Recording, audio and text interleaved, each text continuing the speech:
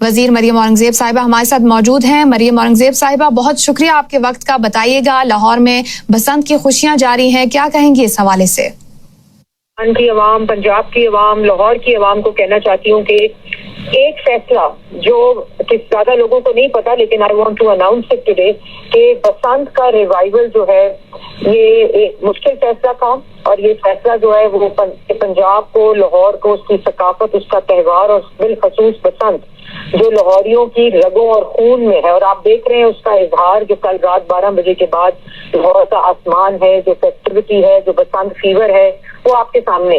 लेकिन ये फैसला मियां मोहम्मद नवाज शरीफ साहब ने आज से 1.5 साल पहले किया, और उसके बाद उन्होंने वजीर आला पंजाब को कहा कि ये इसकी मैनेजमेंट, इसकी सेफ्टी, इसकी सिक्योरिटी पैरामाउंट है, सबसे इम्पोर्टेंट है।